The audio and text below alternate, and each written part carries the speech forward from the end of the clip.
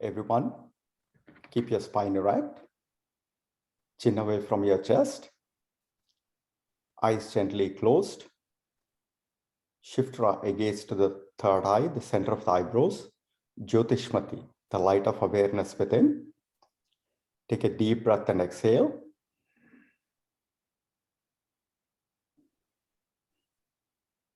We'll begin today's session with the YEC opening chant. Om Asato Ma Sadgamaya Tamaso Ma Jyotirgamaya Mrityorma Amrutangamaya Om Shanti Shanti Shanti.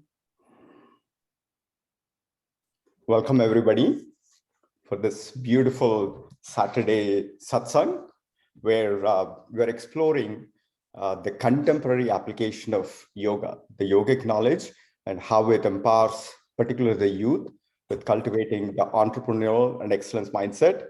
As always, we're so blessed to have here with us Shriram, Sarvotham ji, Rajesh and Shailesh, and of course Savitha.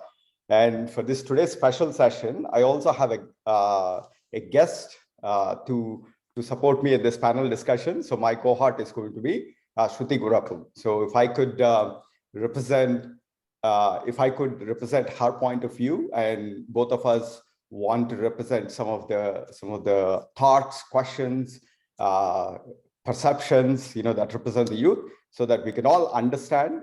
Our job essentially is to learn and listen to the youth to figure out how we can connect with them and meet them where they are. Shruti, are you going to be your partner? Or are you going to be our partner for today? Yes, I am. Excellent, excellent. So Shruti, what I thought we'll do today is something that I've always discussed with you. I'm on your side, even though I'm a little bit older than you, but a lot of people think that I'm not as mature as you. So with that setting, so one question that I've always, Shruti always asked me, and which I don't think I've adequately answered. So I'm going to open it up to Shailesh, Rajesh, and Shriram ji. One thing that this is like, if you meet a high school student or a college going student, and if you're given 2 to 3 minutes, and then if you have to talk to them and then tell them about why yoga, why in all the business schedules. So what would be the elevator pitch that somebody, number one, that they should pay attention to yoga, and number two, what are 1 or 2 things that they could take away to start experiencing this? So Rajesh, since you always say that, change the world to change the world. So let's start with you to say, let's say you meet Shruti and you just have to give a 2 to 3 minute kind of an elevator pitch of why yoga, and then what is it that she could actually take away with her as a daily practice. Very good. So let's say, Shruti, I think we're meeting for the first time, right? So usually when I meet somebody like you, I will ask, if all the decisions that you have made, how many of them have come 100% right? If you get to guess, will it be 100 out of 100, 50 out of 100? I'd say for me about 40%, 30-40%. Right. That's right. I mean, that's a good number, because most of the time people start with 10%, 20%. So it's definitely not 100%, isn't it? Mm-hmm. So obviously, if you think about it, nobody on this panel will say they got it 100%. Mm-hmm. If that is the case, when you get it wrong, or when we get it wrong, why do we feel really bad? It's only one of the other 60, no, you should not feel bad, isn't it? But we do feel upset, and then we start blaming people, and then we start blaming ourselves. But we know that statistically, that's all there is. Mm-hmm. When I learned that, I learned something that has been part of my life, which is accept the reality as it is. Don't question. you cannot say this is the reason somebody did this and all those things, right? And I also know that whenever you put effort, the only thing that you have in control is your effort. Otherwise, your decision would have been 100 out of 100, isn't it? Mm-hmm. So if you think about it, what did we learn in this short interaction? Only thing that we have in control is our effort. Anything happens, it's left to God. Or whatever we want to call it, isn't it? So that's the two things that I have incorporated in my life, which is accept reality without question. Mm-hmm. And be convinced that only thing you are in control is your efforts. But I'll put 100% of the efforts in my effort, Mm-hmm. but detached to the outcome. Mm-hmm. That alone gave me peace of mind forever, until other people keep asking me, how are you so calm? Mm-hmm. Because these are the two things. Is it difficult to practice it, you think, except where you are? Because otherwise, what else can we do? We can't do anything else. If you fight with Yeah. reality, sooner than later you will lose. Mm-hmm. And you know that only thing I do can control is your efforts. Mm-hmm. So if you learn this, then you learn one of the fundamentals from Gita applied in your life. Mm-hmm. Does it make sense? Yes, it does. Sometimes people make it complex. I want to make it simple. If you don't accept reality, you will get hit. You know that you can only control what you can control. Yeah. See, now you see, it's so much fun. Mm-hmm. Because there is no other way to live it. And I could say, Yeah. I would talk about karmanyavadikaraste and all, you'll say, why are all these people telling? That's all. It's simple application. It's not about intensity, it's about consistency. Every single time you face with reality, you have to accept it.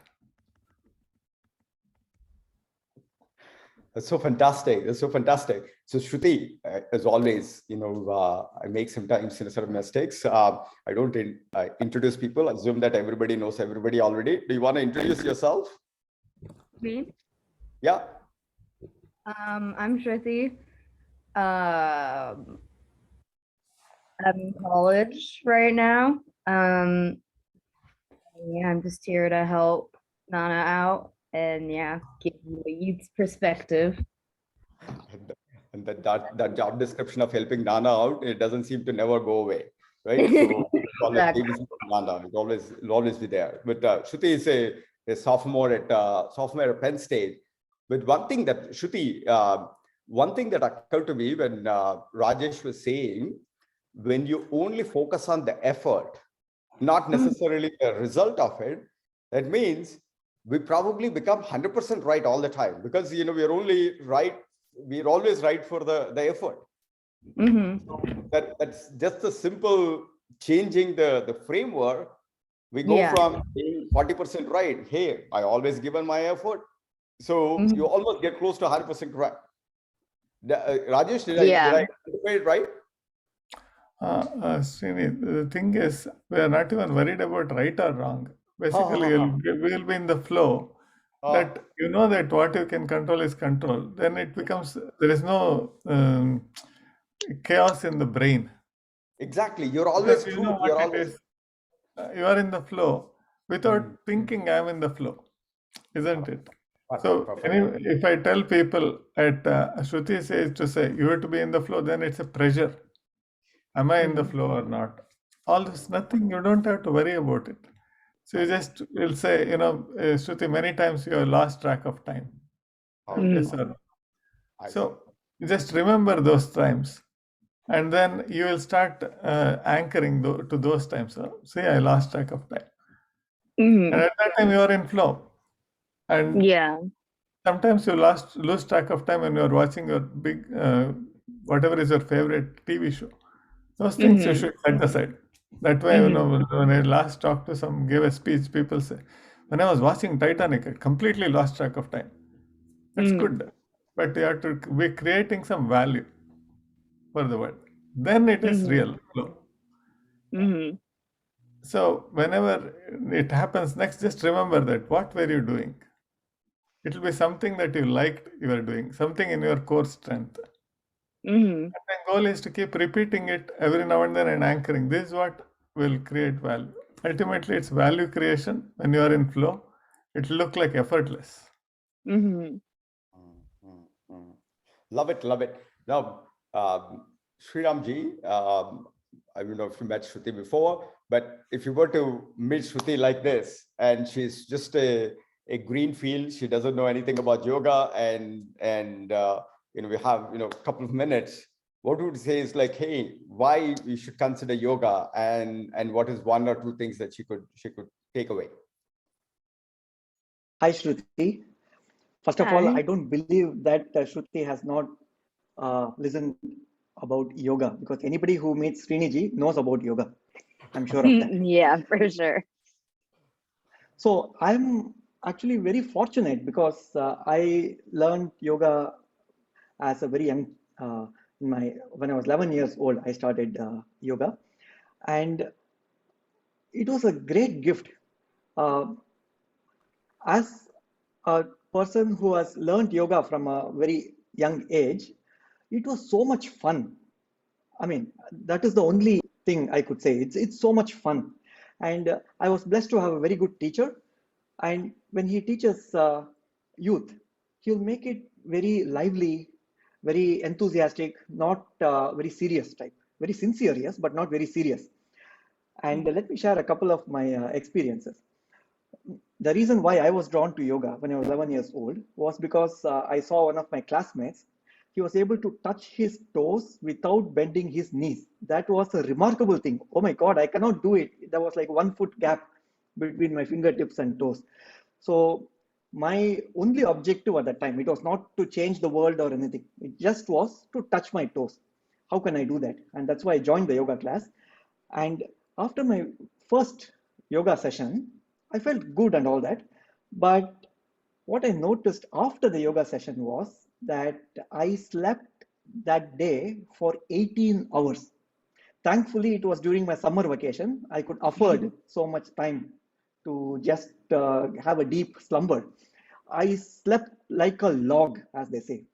So 18 hours straight, I just slept. It was such a deep slumber. I was in some mental Disneyland. It was so awesome.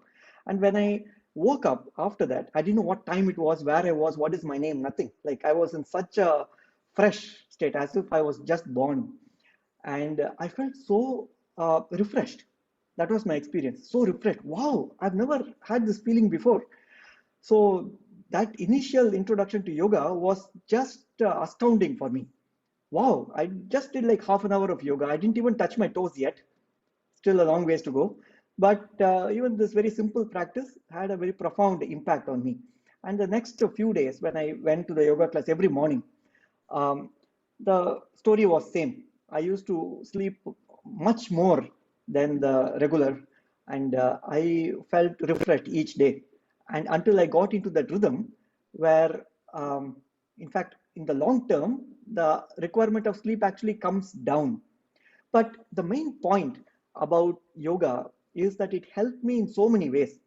For example, um, doing something with full focus, especially while growing up, there is so much of distraction and there's so much of pressure from everybody.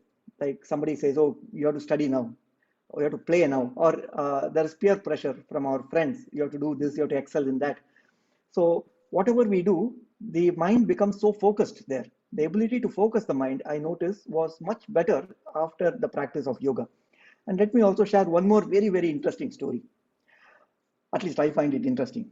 So in high school, we had this thing called PT, that is physical training. So we used to do a lot of running, jogging, and exercises, basically physical training. And every year they used to conduct some physical health measurements. And one of the things they check for is how long can you hold your breath, right? You take a deep breath in, and how many seconds can you hold your breath? And the longer you can hold your breath, apparently, I mean, that's the thinking at that time, is it's better. You're having so much control over your respiration. So in my yoga class, I learned a trick of how you can hold the breath for a very long time. And those of you who practice yoga know that, right? It's called Kevala Kumbhaka. You practice a little bit of Kapalabhati, and then after that, the breath stops on its own. You don't need to forcefully hold the breath. It's a spontaneous retention of the breath, and you can hold the breath for a very long time. And I sneaked out a little bit. I did a few rounds of Kapalabhati, and I came, and then I did the test. They asked me to hold the breath, and happily I was holding the breath for like over 3 minutes, and they were shocked. And so I didn't tell them the secret, but I felt like a champion that day. So yoga has all these secondary rewards as well. Wow, what a beautiful way. The beauty thing about Shriramji is how you bring out your childhood experiences in a way that's so playful. In fact, let me start with the last one. Sometimes Shruti and I, when we go on a drive, we do have this competitions about who holds the breath for a long time. If you were to have known this technique, perhaps, one of us could have got a shortcut, right? Shruti, who won all the time? Who won all the time in terms of who holds the breath for a long time? Me. Yeah. And and then do you do any yoga, or what is the reason for why you consistently win? I think it's because from all the yoga that I practiced when I was younger. That's one. No, but there is another bigger thing, which is like, because of your flute practice, perhaps, right? That too, yeah. Flute actually improves the thing. So Shriramji, one thing that you said right at the beginning, where you said you went into the yoga practice to figure out how to touch the toes without bending the knees, but then it had this other effect where you could sleep, so peacefully, so relaxation. So Shruti, in your experience, when you talk to your friends or you yourself, with all the pressures that you have, do you see having a good night's sleep is becoming a big issue among your peers in the high school or in the college? Is this an issue? Yeah, for sure. That's always a big issue. I see. And what are some of the tools that you and your peers are using right now? I try to listen to sleep podcasts and things to help me fall asleep. And we try to set more of a routine and try to go to bed early. But there's not many good techniques that end up working. So we're usually always exhausted the next day. Maybe we should actually go do some tuition from Shriramji. I would love to be in that 18 hours of sleep like a log. Oh yeah. Kind of an experience. Perhaps that is a thing that we do. Anything that stood out, from what Shriramji as Rajesh said? I liked talking about the hearing about the flow and effort that you put in and not focusing on the results. And then also the sleep thing really stood out to me, and I thought that was really interesting, and that would help me want to get more into yoga if I didn't know anything about it. For sleep, that would motivate me. I see. Is that if there was a magic wand, like what Shriramji promised, which is hey, practice yoga for 20-30 minutes, and then you would get a 6 to 8 hours of good sleep, or that kind of a promise, if it improves the sleep quality, is that something that would be useful for the youth? Yes, I would say so. Yeah. I see. That's a good nugget. That's a good nugget. So now let's switch gears to one of your best friends. I don't know if you met her or not. Let's say Savitha garu, right? So let's say whether Savitha garu came to Penn State or you went to Toronto, and if you're given this 2-minute kind of a window, Savitha garu, what would you tell Shruti? Why yoga, and what is one or two things that she could take to her practice? I'm a new practitioner, as you guys know. I don't have years of experience. Yoga was introduced to me as more of an asana than how it's rooted in the sutras and other things. So I would say, just bringing alignment in everything kind of help. That has helped me. And the first thing I got hooked on to more than asana. Asana was very difficult. Getting on the mat was always a challenge for me. Like hitting a gym or anything. For me was all the antarayas, like all the things which stopping me to get there. That's the part I got hooked on. Okay, what are the things which are stopping me from getting where I want to go? What are the things which are stopping me to get onto the mat? That was my key, which I apply to everything, irrespective of what I do now. Okay, if I am not able to manage time, what is that's actually taking an inventory of things. So I think yoga, one thing is like being conscious of every action and being present in that moment and understanding. It's kind of the more present you are, you're literally collecting data like Google about all your activity, and then the data sets gives you a clear understanding of where you are heading. So that was a big revelation for me. So when I saw, oh, all these antarayas, okay, if I'm today I don't want to go to the gym or on the mat, is okay, what are the things? Laziness, what is that stopping me? It's when I break it down like that, yes, I can ignore all of that and still sit on a couch and have potato chips.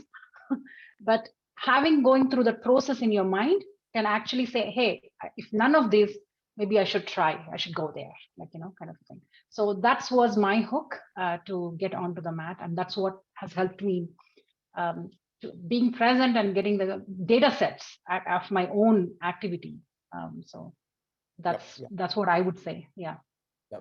So Shriramji, building on what Savitha Garu said, we would come back and visit, like, what are the obstacles that, people would find. And we'll also learn from Shruti to see, like, even though she's heard yoga for quite some time, and like what she admitted, like, she was my cohort, my co-pal in practicing yoga, but now she doesn't get as much yoga.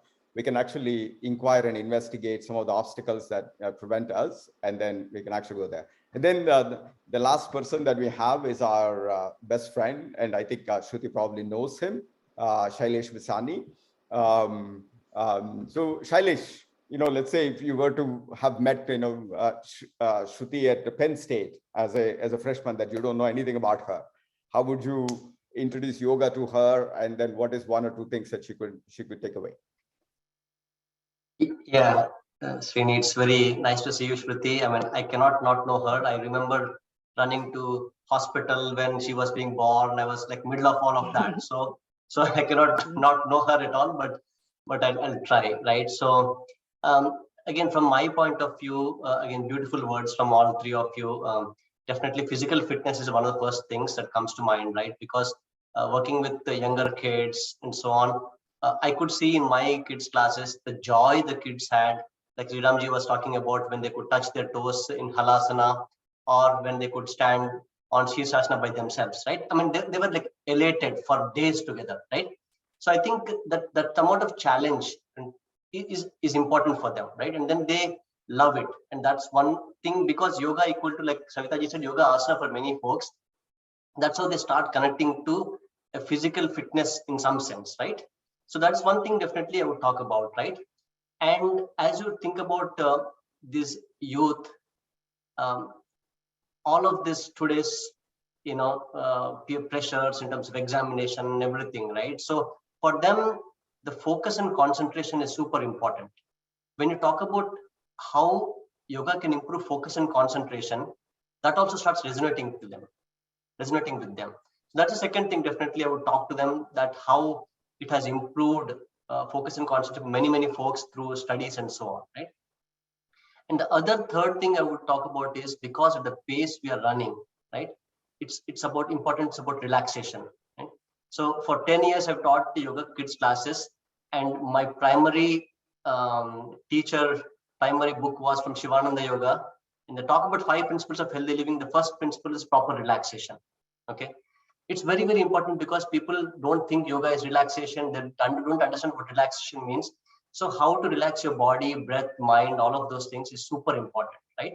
So I think those 3 things come to my mind for sure when talk about talking to youth. But sometimes none of these work. What has worked also significantly is actually testimonials, right? Because I have seen some of these youth who were my kids classes, and then they went to high school, and then now they're in colleges teaching yoga classes in MIT, in San Jose State University, everywhere. Then they come back and talk to these children, and then they tell them how it helped them in high school, how it helped them through college admissions, how it's helping them in college, and nothing beats that. And they have seen these kids in the same classes. Now they are in college, they are in masters and stuff. They come back and talk about how beautiful it, how they can sleep better, how they can talk about all these aspects of diet, exercise to all their colleagues and stuff, right? So that I think is very, very powerful from what I've seen, right? In addition to that, I mean, depending upon what the kids do, I mean, last week talked about LeBron James, right? We talk about Steve Jobs. They do all this yoga meditation, right? So I think meeting the kids again, like I talked about last time, based upon their interest and their passion, taking the right examples, right testimonials, I think is very powerful from what I have seen so far. Love it, love it. Shruti, one is based on what Shailesh said and all of us said, but reflect a little bit on your own life. I know you practice yoga when you were a kid, you used to enjoy, and what's your favorite posture? Tree pose. Tree pose. And then there used to be one other as your favorite pose. Wheel? Shavasana? Wheel? Oh, wheel pose too. We'll post to it. Yeah, Shavasana is a good one, right? The one thing is, I know you made few attempts to get some of your friends to go take yoga classes like Jasmine, other things, at Penn State.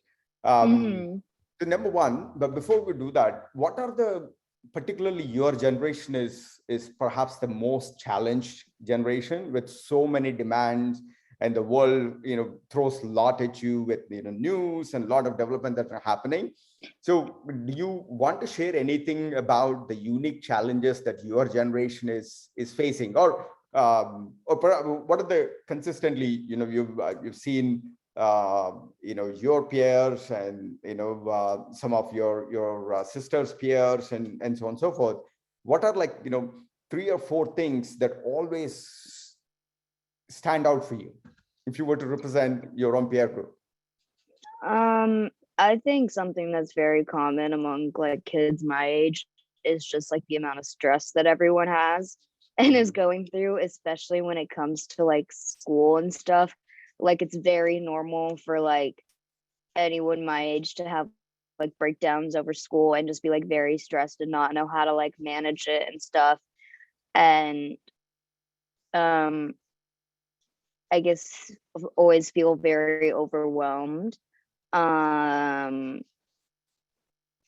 especially in high school and college. And I would also say just always needing to kind of stay busy or be doing something and not being able to sit still and things like that. Is this more of a universal thing that you see almost all the youth being struggling through? And do you know the reasons, or you try to investigate why this is happening? I think a lot of it is just the pressure everyone puts on themselves or other people puts on them to be good and succeed at school and be the best in everything, and take all these really difficult classes and work all the time and stuff like that. And then it brings down the motivation to do work, which then makes it harder to do work, and then you fall behind, and it's just this cycle. And a lot of people are always talking about how stressed they are and overwhelmed they are. And then lack of sleep and things like that due to all the stress. I see. And it only further abets the problem, increases the problem. So that is one is the pressure to pursue excellence or come out at the top in your academics or career. It seems to be the most demanding pressure. And then are there any other things that you can recall, any other things that stand out? The cultural, social, or any one of, or what's happening in the world? I guess there's also a lot of pressures. I think it's just everyone's always like very alert the entire time and like always on social media, always hearing news and getting bombarded by everything that's going on in the world. You never really get a break and get a chance to withdraw from any of that and just focus on yourself or like try to like relax or anything. So I feel like that's why a lot of kids, like their versions of relaxing is like going out and partying with their friends, but then after that they're just even more tired and it's like not actually helping that much. Very, very insightful. Shriramji, anything, do you relate this as a phenomena that you hear from other kids, or is this a revelation for you, or Rajesh? Oh, definitely. I hear this all the time. And I've also been teaching yoga for kids several years. And as I mentioned before, I started yoga as a kid myself. And I'm reminded of a couple of very insightful points that my teacher makes. So my teacher, Srivats Ramaswamy sir, so he wrote a book called Yoga for the Three Stages of Life. And I would highly, highly recommend that book, Yoga for the Three Stages of Life. There he talks about how the practices should be personalized for youth versus middle-aged versus for later years of life. What is the proportion of the practices? What the focus areas should be on? For youth and also kids, high school age children and so forth, the main point that he makes is very interesting. As youth, there is a lot of energy. So intensity is there. But unfortunately, in this day and age, there is not many opportunities to go around and play or run. And because there is so much of homework, it's like almost tied down to the chair. Like we are forced to be sedentary, right? So because lack of physical activity, what happens is there is so much of energy that is not being expressed. And so there is a lot of restlessness. Even if you want to sit still, because energy is there, there's restlessness, and therefore there's Rajoguna. In the language of yoga, we can say there is a lot of Rajoguna. And what is the best way to suppress the Rajoguna is by doing a lot of asanas and doing a lot of movements, vinyasas, like many rounds of sun salutation. When I was learning with my teacher, he used to make us do dozens and dozens of rounds of sun salutations, and we used to do that happily because we had the energy. As kids, the energy is there, and many rounds of sun salutation.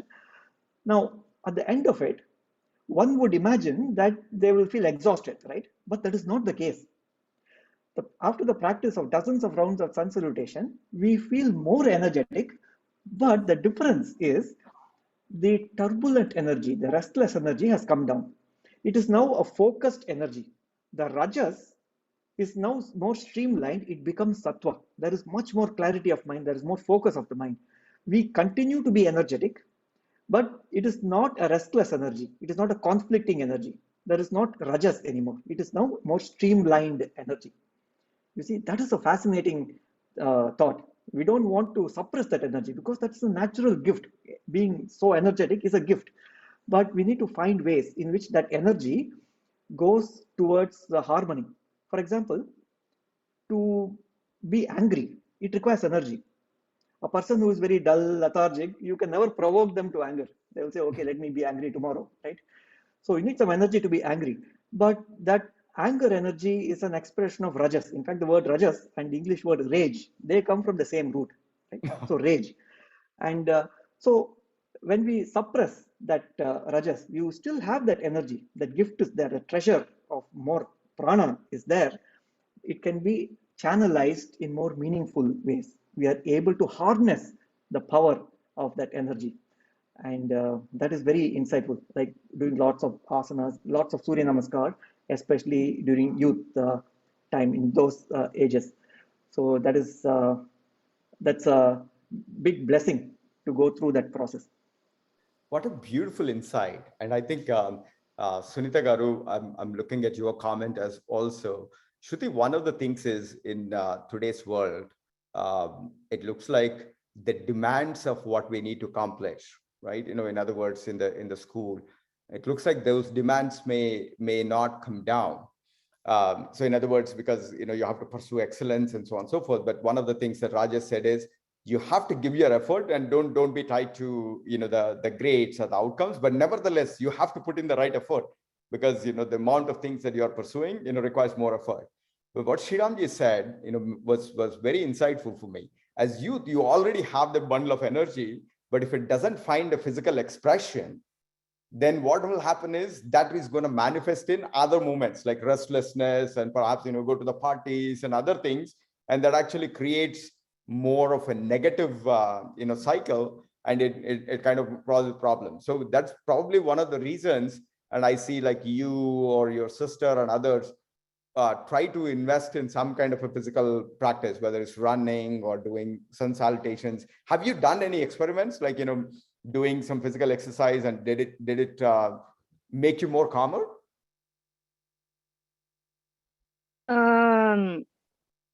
I think yes, if I'm ever really stressed and I do decide to work out, it does help just get all my restless energy out. So yeah, I would say. I see. Shriramji, that was a beautiful insight. What you said is, because it makes so much sense, because as a youth, we have a lot of that energy, and that is there, and the prana. But if the prana is not does not find its expression, then it might find tamasic or rajasic kind of an expressions, and then that only adds to the thing. And I think that's one thing. So Rajesh, anything that your thoughts about what Shruti said about the common problems that you see, is that a common thing that you're hearing, and what would you recommend? Yeah, Shruti, if we can have a dialogue, then we can just, are you open? Just, can we have a conversation about, if we can, just, you don't have to give a specific thing. Why do people get stressed out in the first place? What do you think that makes them stressed out? So, can you give an example? I think at least for people my age right now, and what I'm seeing, it's school and classes and just like the future. Everyone's worried about their careers, their grades, their degrees, and everything. Okay, they're worried about things that is in the future, so what will happen and all those things, right? Mm-hmm. Okay, and then there is social media, you'll have to catch up with news, everything, right? Mm-hmm.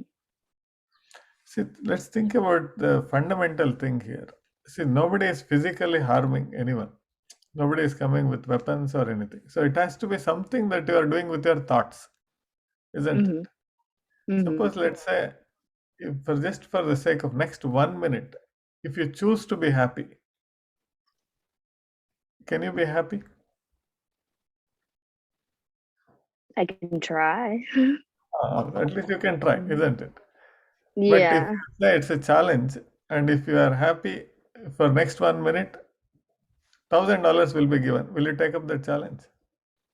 Yes. So it can be done. With the right incentive, it can be done, isn't it? Yes. So what did you do differently? One is the incentive. Even other, let's say there was no incentive. If you choose, can anybody make you unhappy? If you choose, they can call you names and everything, but you can decide to say, whatever it is, I'll be happy. You can, right? Yes. Okay, so basically by choice, you can do whatever you want, but sometimes you choose to be stressed out, which is a choice also. So why this happens in the first place is the environment that you are in makes a difference. Because if everybody is stressed out, and if you say, you are like Gautam Buddha, you are just be happy, then you will think, oh, something is wrong with her, isn't it? Yeah. So it starts with the language that we use. Mm-hmm. You ask people, I'm so stressed out, and you say, okay, I'm also so stressed out. Just the thought that you say it already makes you stressed out. That's all there is, because nobody is physically harming you. You already told me that you can choose to be happy, you will be happy. That means everything that you are creating is by choice. First is to remember that you are responsible for stress or happy. So that way, you, in the future or anything, it's not happened yet. It's a manufactured thing, isn't it? Yeah. And also, historically, everybody has done well. I mean, we are all part of that. We are all stressed out and we are all here. So finally, you know that it will all work out, isn't it? Mhm. Yeah. Now, when it comes to these thoughts, there are Mhm. only two kinds of thoughts. Think of thoughts as paying guests. They are not Mhm. here. They came into your headspace, and either they pay you or you pay them. The Mhm. paying guests, they have to pay, right? Because Yeah. they're supposed to be paying because it's your headspace. And if Yeah. you are paying them, something is wrong, isn't it? Logic is off. Mhm. What should you do to thoughts that you are paying, causing you stress? You should send them an eviction notice, isn't it? Yeah. That's all they have to Mm. do. How do you Mhm. have conversations with thoughts? Is very simple. You sit down and say, what is the thought? The Mhm. moment you start observing the thought, it will not be, it cannot mess with you. Mhm. All you have to do is close your eyes and say, what is that? Even the fact of asking that question, thought becomes very, very slow. You will get confused. Mhm. You cannot, you try it and you close your eyes and make the thoughts go fast. It cannot. Yeah. So at that time you ask, are you going to pay me or am I going to pay you? Mhm. If you are paying me, Yeah. you can stay. If you are not, if I am paying you, it's my space. It's like, imagine somebody comes to your room and say, you start paying me. Mhm. Yeah. Won't work, isn't it? Yeah. That's a brilliant, hack, Shruti, that I was using. It's like, if you assume that your mind is like $1 million house, a beautiful house, and if somebody is coming into your house, and if they're not paying you any rent, but rather they are like, making the place messy, what do you want to do? Yeah. Like a tenant. A thought is Kick a them tenant. out. You kick them Yeah. out. Yeah. So you just basically Mhm. treat the thoughts like a tenant. I actually, Right. when I first Mhm. heard that T to T, the thought to a tenant, and it's like, hey, dude, you're not paying enough rent. You're making my place dirty, and then you just serve an eviction notice.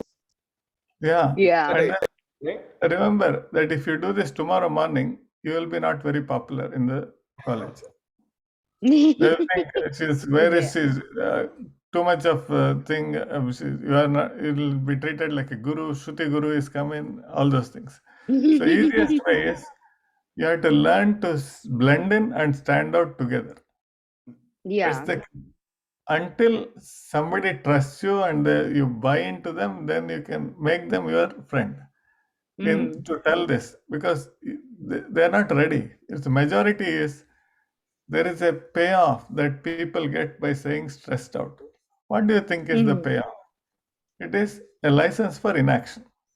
That's the payoff. Yeah. Because if you're really upset and sad, you cannot study. Mhm. So the important becomes urgent and then you can freak out. That's what will happen. Mhm. So you make, even if you have time, you wait for the important to become urgent because everybody else is doing it. So you also do it Mhm. because you have to blend in the crowd. So anything in life, any power, once you are aware of it, it loses its power. Mhm. If you know this is what is happening, it loses power. Now think about the everything, social media and all those things. Can you do anything about it? Let's say Ukraine is bombing. You can do something about it. You can donate something to some organization. Other than that, can you do anything? No. But can we talk about it endlessly? Yes. Mhm. You have to think, what is the payoff we are all getting by talking about it? There is Mhm. something there, which is not to do things that is good for you but won't give any results in the short term. Mhm. Yoga, for example, you are doing it. First day you learned yoga, nothing happened next day morning, isn't it? Mhm. It just pain, body must have pained a little bit. That's it. Yeah. For 4 or 5 months also nothing would have happened. Maybe after that suddenly you see the results. Because everything that is good gives Mhm. result with a latency, but starts giving result with compounded interest. That's the power of it. Mhm. So when you start getting results like crazy, other people will think Shruti is very lucky. She was in the right place at the right time with the right people because the results are coming in compounded way. Yeah. You have to think in my practices, how many of my habits are giving me compounded results? How many are short term? How many are mid term? Just do an inventory of it. As long as you are in the balance, it's good. Because in the school, you cannot be like Mahatma Gandhi or something where you can suddenly say, don't call me for any party. Don't, I'm just, don't, no. That won't work, isn't it? Then you lose all friends. They'll run away. You just have to say, of all the things I'm Yeah. doing, which one will fall in which way? Yeah, Mhm. yeah. I think on that note, Rajesh, what you said, and Shriramji, I would love to uh, uh, pick your thoughts on this. One is, we often refers to the Mihalay flow theory. The flow theory, and I know you also incorporate that, the flow as a core of yogic philosophy. And Shruti, have you heard of the Mihalay flow theory? Yes. Yes, I see. So Shriramji, do you want to reflect, something about your understanding of the flow? The reason why I'm trying to bring that back to the flow is knowing that the kids of today are having to put a lot of effort and having to chase a lot of think about the career and the grades, and I believe that following the kind of a yoga way of approaching the effort and something similar to the flow can actually make people to be more joyful in the journey. Anything that you want to share about Mihalay flow theory and then the yogic philosophy and how today's youth can actually incorporate that? Certainly. In fact, that's one of my very favorite topics in yogic wisdom. So I will share a few thoughts from the Yoga Sutras that talk about flow. And it's been a while since I read the book by Mihaly, so the contents are not fresh in my mind. But let me give a perspective from yoga. It actually goes back to the thought that we were discussing before, namely when you have energy and when that energy is expressed without restlessness. So there's a channelized flow of energy. How does it look like? It looks like a flow. So the way Patanjali describes that is very fascinating. So let us take a step back. One of the insights that yogis had is that the body and the mind are both in the physical universe, you see, and our consciousness, the life, is something that's separate and apart from this physical universe. It's the witness that's watching what's happening in the physical universe.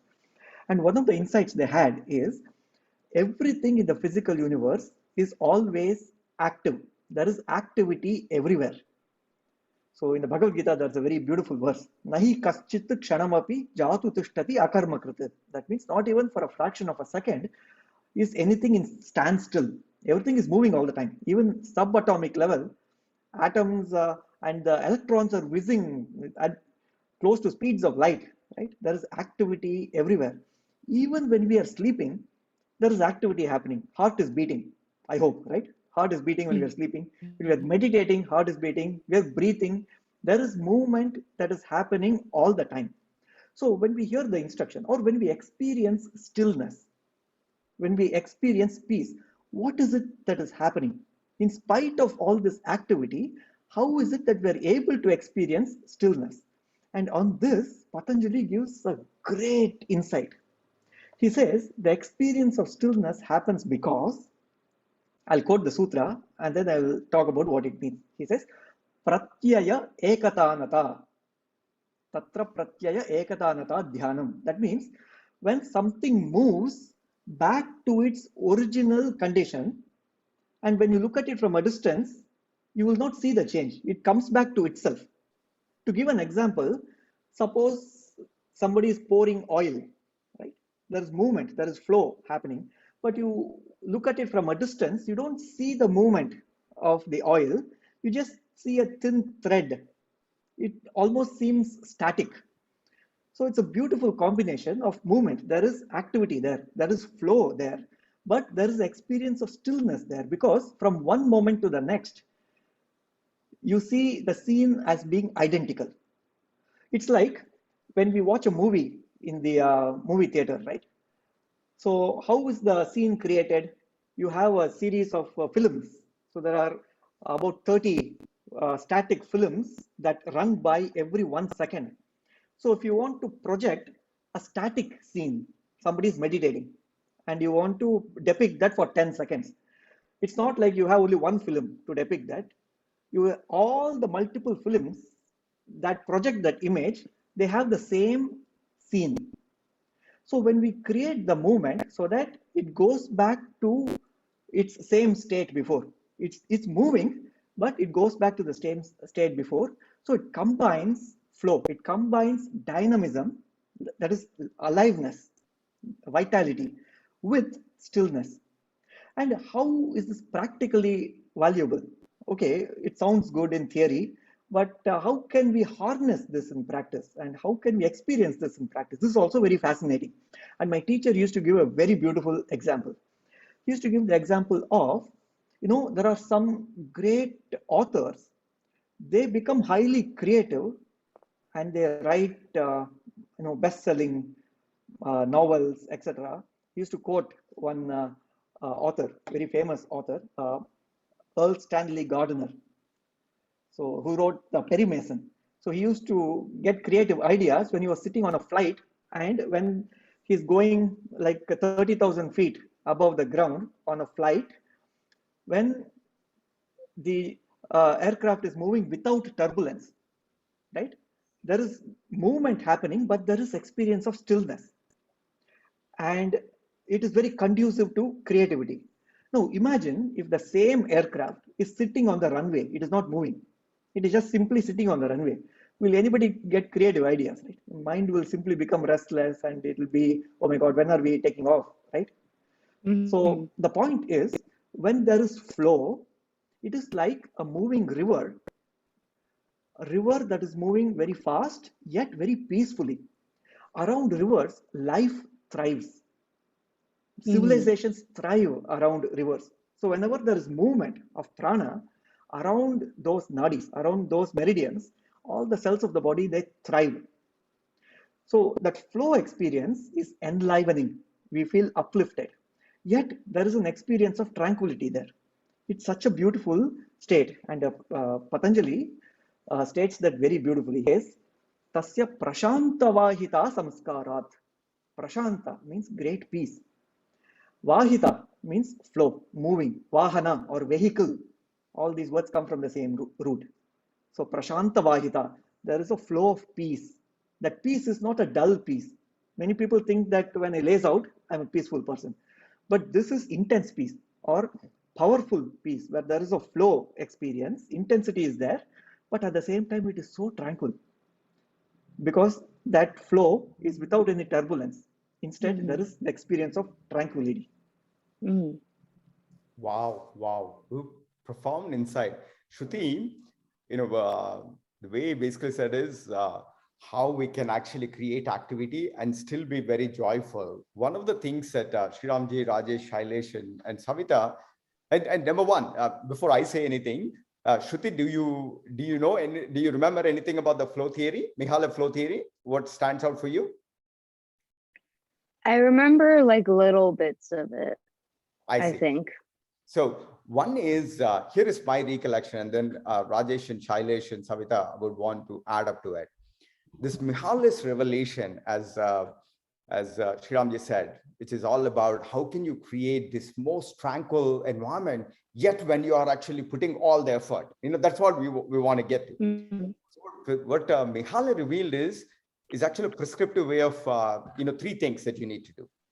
One is, whenever you are actually engaging in any activity, let's say you sit in a classroom or you actually go for a running or you're trying to do yoga posture or something, instead of focusing on an outcome, this is all about how do I get to an A, because the stress comes from how do I get to an A, or how do I become a doctor, how do I become this stuff. What Mihalay Flow said is forget about any of this stuff. You basically know about who you are, what you have, and then try to deploy your abilities, push it by about 10 to 20%. That's all you have. Like if you sit in a classroom today, and if you have some capability, or if you're going for a running, and let's say if you're only running at 3 miles an hour, and it would say can you actually do it about 3.1 miles per an hour? You don't really need to get about, do you need to win a marathon or do you need to come with a thing? You basically says Patanjali submits to you. Basically, it's know your ability, but only push yourself to about 10 to 20%. Forget about what the outcome is.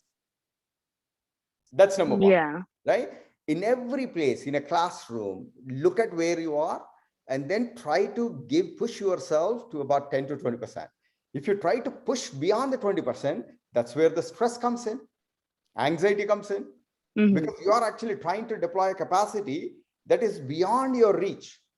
Like, for example, if somebody were to say, like, what Shriram you were saying, which is like, go touch your toes on the thing. But your ability is like, you could only go down to, half a distance. But if you only say, like, forget about the toes, you only go look at where you are and then push it by about 10%. Is that something that's doable to everybody? Know your capability and just push it by about 10%. That is something that we can always do, right? Forget about becoming a doctor or anything. We can always say, like, what is your capability? Push it by about 10% to 20%. If you push it less than 10%, that activity also doesn't look engaging because boredom. You're not using your capability. So that's the first principle, which is like, at any point in time, if you simply submit to using your capability and then pushing it to about 10 to 20% is the only thing that you need to do. Forget about the outcome. And then the second thing, that what Mihalay also says is, it has to be something that you want to do it, voluntarily want to do it yourself. Not because somebody is coming and pushing you and putting a meter and says, like, is it 10% or 20% or this and stuff? Is it because you want to do it yourself? Not because somebody is forcing. And then the third one is because on a purpose that is bigger than you. The moment you tie it to, like, I want to make $1,000 here, I want to become $1 here, those are not really meaningful outcomes. It's because you have to enjoy the process of learning, not about the outcome. So these are the three things that Mihalay's flow theory basically said. Anybody can create a joyful atmosphere in every situation. In the classroom, in the workplace, in the most difficult thing. In fact, this theory was conceived in concentration camps in World War II. Just imagine in the concentration camps, the scene were like, they were like, putting through a lot of torture, but there are several of them, they were actually keeping themselves in a very joyful state. So what they did was, they basically is like what Rajesh said. It is like they didn't want any other thoughts to enter into their precious headspace. They were literally engaging in activities such as playing a chess game. And then they were only playing a chess game, trying to push themselves about 10 to 20%. In a willingly, nobody's coming and saying, like, you must play the chess game. So they basically enjoyed that. And then they were enjoying the process of learning and playing the game. So do you think a tool like this, like a Mihalay flow, is this something that can be put into practice? Is this simple enough? Does it make sense? Forget if somebody were to give a rate check and says, like, nobody should become a doctor, nobody should worry about anything. But when you get in there, willingly only put 10 to 20%. Yeah, I think that is for sure something that can be put into practice. Rajesh, anything that you would want to add, or Shailesh, about the Mihalay flow theory? Yes. So I'll use a simple application examples, Srini, so that we can do it very quickly. Let's say you didn't know anything about flow theory, Shruti. So if I forgot everything, but we'll go with the application. Will you feel good if somebody gave you something, a skill or insight, an introduction or anything, something they helped you beyond, if they walk the extra mile for you, any of your friend, will you feel grateful to them? Yes. Definitely. It's a rhetorical question. You will always say yes. If you do something out of the ordinary and you walk the extra mile, will your friend be grateful? Same, isn't it? So will your heart be filled with joy if you are helping someone do something, get somewhere? Yes. Isn't it? So imagine we come up with a simple practice that if you think about it, in the last 365 days, has there been one such event where you felt so grateful and you felt this made my day?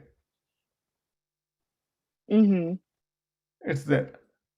And did you feel good about it when it happened? Yes.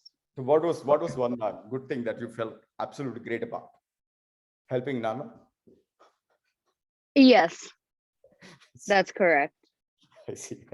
So I think you felt grateful too. Imagine starting today, Shruti.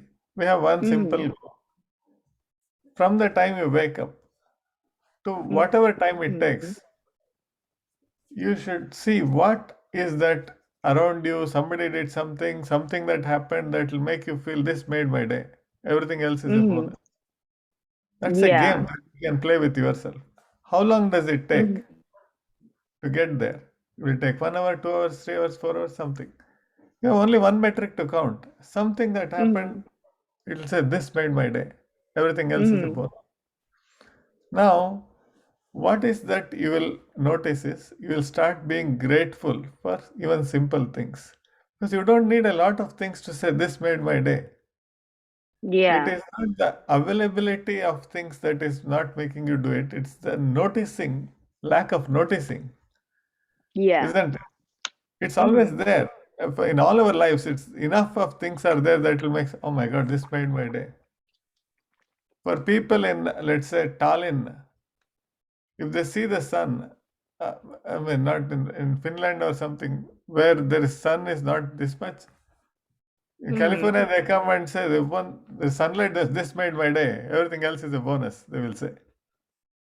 For a person with one leg, if he sees somebody with no legs, and this guy gets a new leg with his wooden leg or something, the day he walks is, this made my day, everything else is a bonus. There is always, it's all perspective. Now let's go the other way around. What is that you can do every single day? Somewhere, somebody in the world will say, because of Shruti, this made my day, everything else is a bonus. That puts some thoughtfulness, isn't it? For every single day, if somebody should say it. Imagine we keep this. You could start with a 7-day exercise. Next 1 week, I will look at something and that will make me grateful and say, this made my day. Everything else is a bonus. I will also make sure that I do something. Somebody else will say, this made my day. Everything else is a bonus. Imagine the joy in your life. Just simple things. What do you think of that? Yeah. No, that's definitely true. The simple things. Yeah. I have started this last year in January. And my goal was to reach 100 days.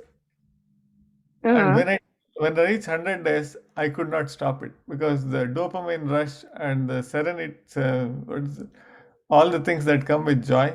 I forgot the exact thing. Serotonin. All of that's very addictive. Yeah. I would not stop, and then I will only track one thing. This made my day. Sometime it will just be open your email and somebody will say thank you and this made my day. Everything else is a bonus. Yeah. So one, I think, we are about coming up with the time. Shruti, I think, I'm going to, make, ask a very interesting question. It's going to be a fun question. And you probably can guess the motive because you guessed my mind, very sharply. So the question is, in your life journey, I'm sure you've seen a lot of people and you travel with everybody. Can you share any one person where you had seen, where you observed, where they were in a very messy state, they were going through a lot of issues, sleep issues, this thing, and then they basically took to the practice of yoga, and then they feel like they came to the other side. Do you have any references or examples of any such people that travel with you or that you came across? You.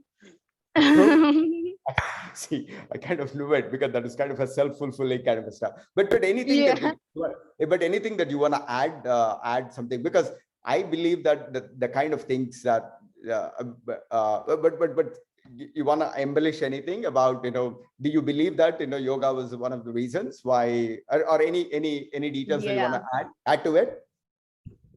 Tell about what you were seeing as the before state and what you see as the end state. And why you think I guess the transformation that I always kind of observe is people become a lot more centered and calm and relaxed and grounded, I think, and more in tune with themselves and their minds and control over their thoughts and their state of being mentally, emotionally, physically, and everything. So I think that's like some of the most important things that I've observed is like overall like letting go of control, but then also like gaining control of yourself. Actually, but beautiful words, but be more specific. You said you, but were there any kind of a challenging behaviors that you used to observe and now you see more of a positive behaviors? You know, that can you pinpoint some examples? Be honest. He's asking for a testimonial. Please give him a testimonial. Good one. No, it's not about that. But I wanted to understand your mindset when you were seeing me. What was going through your mind about what's happening to my Nana? Or is there something else that you see? I think I noticed like you being like a lot more positive. And very, I think you were also like before yoga, you had a lot of stress in your life between work and everything that's going on. And I think once you started yoga, you didn't let that stress like control you anymore in a way, or affect you as much, and like your sleep and everything, like things like that.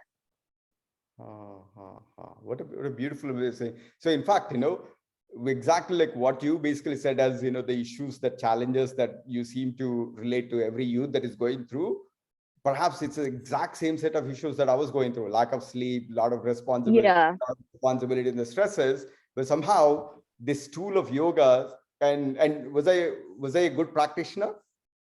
Am I a good practitioner of yoga? Discipline? Yes, I would say so. I see. How many years you think, you know? That you've practiced yoga? Yeah. Like 2008-ish, so 14 years. Yeah. So at least, you know, from your mindset, somebody who systematically you know, uses yoga, you could at least see the kind of a result. For the issues that you were talking about, which is like, you know, lack of sleep, feeling overwhelmed, you know, wanting to do something, a lot of these things, and somebody, you know, that you saw around went from that stage to what you think is more of a somewhat of a positive state. Is that correct? Yes. Yeah. So perhaps, you know, just by that one example that somebody around, perhaps, you know, that makes us to perhaps, you know, give this a chance, particularly to your friends and other youth. Do you believe that? Yeah. Yeah. So Shailesh, anything that you want to add? I think, you know, this is something that I'm so thrilled that, you know, Shruti, I just called her 5 or 10 minutes ago, and then I basically said, hey, I'm doing this panel. Do you want to be my cohort? And she always says, like, okay, let's get in. And what a fantastic sport, what a fantastic partner, Shruti, that you've been. But I think you've always been a spokesperson for not just you, but many people around you, and you have a great voice in giving clarity of an expression. And I truly believe that what you shared is something that we all see. And what we are trying to do is how can we partner, listen to you, and then see what all the tools. And, you know, we are not bigots of Sanskrit, we are not bigots of, you know, any other thing, but rather we're exploring all the tools like Mihalay FLOW, Kaizen, and, you know, other things in a way that we all can help each other. Like, you know, whether you're an adult or a kid, we are all going through the similar situation. So we can all work together and partner together. You want to partner with us at YEC? Yeah. I see. So Shailesh or Savitha, anything that you want to talk to Shruti, or Shruti, you want to call anyone, any questions that you want to ask of anyone? I don't think I have any questions. I liked what everyone said so far, and I thought that they were all great elevator pitches of you. Love it. Shailesh or Savitha, anything that you want to say? No, I know. I mean, I don't think want to give more to Shruti, because again, overdose of information one day. Okay. I mean, we talk about giving some nuggets of information here and there, right? So, but there's a couple of things. Is Shruti, you mentioned that your favorite pose is whale pose, right? Along with tree. So when you talk about flow, right, wheel pose actually is very difficult for many people. I mean, young children can do it, but it's very difficult for many people because lots of things have to come together, and then you have to have strength in your arms, and a lot of alignment things have to come together, right? That's an expression of flow for people who can do it really well. Because when we talk about flow, it's about balance of your skill level and challenge, right? That's what when the skill level and the challenge is in harmony, that's when the beautiful flow occurs. Right? When I taught children's classes, if I missed the wheel pose, they would be upset because that's a pose that they love. It's a challenging pose, right? And they want to do it. And then they might take some help if they don't know, but they do it, right? So I'm bringing that up because the world record, Guinness World Record for yoga poses is wheel pose held for 22 minutes. Okay. So wow. Again, I don't want you to hold anybody to hold that long, because obviously it needs years and years of practice and obviously all those things. But just letting you know that, imagine how much flow that person has, in addition to, of course, effort and persistence and practice and all of these things, right? So that's one thing I wanted to just share, because it's a beautiful harmony of challenge and skill level. That's what when the optimal flow occurs, right? And when Shriramji was talking about Yoga Sutras, thank you, Shriramji. I was thinking about what are the right Yoga Sutras which talk about this flow, right? You talked about that Dhyana one and also Prashanta Vahita, very, very beautiful. Yeah. So just a couple of things I was thinking about, I'll just share. I mean, not just to use Shruti anymore, because I know, like I said, it may be overdose for you. But when I was just thinking about flow, what could be relatable to Yoga Sutras, right? So one of the things is Sri TKV Desikachar gives in his book description of Sthira Sukham Asana, right? In that, he just talks about every asana, how beautiful it should be when these two qualities come together. And he takes the example of this Lord Vishnu and his abode, which is King Ananta, right? The snake in the ocean, right? And then you have the 1,000 heads of the snake on which the whole world resides, right? So he takes this beautiful illustration saying that that particular couch is producing such a sukha, that comfortable couch for Lord Vishnu. At the same time, it is providing that sthira to hold the entire world. So that's every asana, every posture we do, if there's a beautiful flow, then you get that stability within us. At the same time, you are so peaceful, right? So thinking about that analogy, right, actually helps us, imagine that beauty in the ocean, how that snake is giving the two elements, right? And then when you continue to practice, the next sutra that Patanjali talks about is, talks about Prayatna Shaitilya Ananta and gives some details there, but basically a simplistic translation of that is, an asana becomes perfect when the effort to accomplish it ceases to exist. Initially, it may be very difficult for you, but you put effort. For example of the Halasana or Paschimottanasana talked about today. It takes a while, but some people do it so effortlessly, and that's when asana becomes perfect. The effort to accomplish it ceases to exist. You are in a beautiful flow. That's what Patanjali talks about. You are in that state of Ananta Samapatti. You're boundless. You are in that beautiful state. So just these two sutras, I just wanted to share because these are very, very popular sutras, but I can easily relate them to a sense of flow on how you can be in that state of steadiness, state of comfort, but also take it to next level where they're merging with what he calls infinite. Love it, love it. What a beautiful way, the way you connected the two asana sutras to this. And one thing that Shriramji and Shailesh and Savitha and Rajesh, one sutra that I refer to into the flow state is the definition of Patanjali's Kriya Yoga.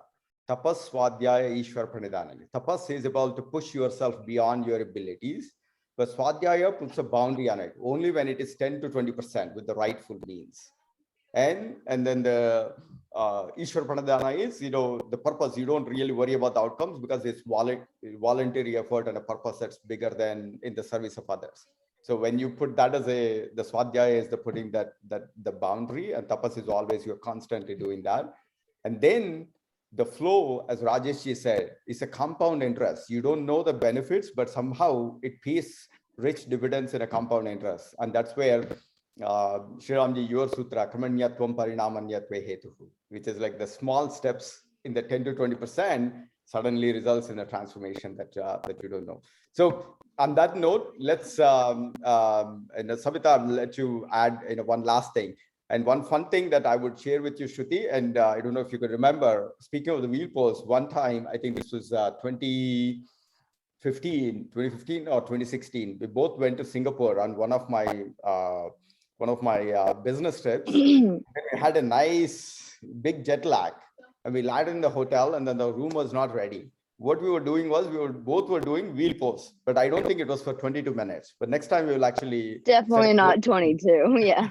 So next time we'll actually try to set up for something like but it was like, I have some pictures of it. And she also used to take pictures of my yoga postures. And then we both used to be big yoga buddies. So Shruti is always fantastic. And everybody, thank you so much for engaging Shruti and learning from her, listening to her. And Shruti particularly, thank you for joining us and partnering with us.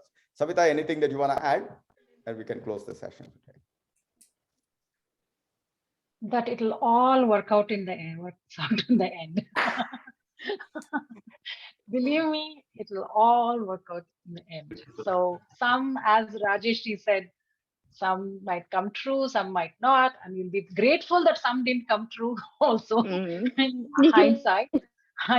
So it'll all fall in its place. Understanding where you are in each time, like being conscious of where you are in each time, and see if your action is fear driven, like fear of missing out, fear of scarcity. If it's not in that, I think you should be okay in that direction walking. So it'll all work out. That's what I believe. Yeah. I think it'll all work out is in the end is a very famous thing that we always need to do. But I think one other thing that I would want to share is it's always working out. We're always in the prosperity mindset. It's whatever we are doing, we're always in the working out. It's the greatest thing that's always happening. And what a blessing that we could all be here and then talking about this and on a Zoom session. And Shruti, just the odds of you connecting with all of us on this thing, it just happens. It always works out. Not in the end, it always works out. Is the mantra. So next week we'll feature one more youth, and then we're going to explore Patanjali Yoga with Carolyn Dweck's growth mindset. Some of the principles of that's another fantastic framework. We'll try to explore the connection between Yoga Sutras and Yogic Essence with Carolyn Dweck, and one more youth. And Shruti, you can nominate somebody for the next session or somebody else, right? Fantastic. So everybody will do the final chanting. Everybody close your eyes. Om Sarve Bhavantu Sukinaha Sarve Santu Niramayaha Sarve Bhadrani Pashyantu Ma Kaschid Dukkha Bhag Bhavet. Om Shanti Shanti Shanti. We wish everybody to be happy. We wish everybody to hear and see only auspicious things. We wish everybody to be free of sorrow and illness, and let there be peace everywhere. These wonderful thoughts. Thank you, everybody, for sharing this fantastic evening of sharing the yoga journey. And we'll see you again next Saturday at the YEC session. Thank you all. Thank you. Namaste. Bye. Thank you.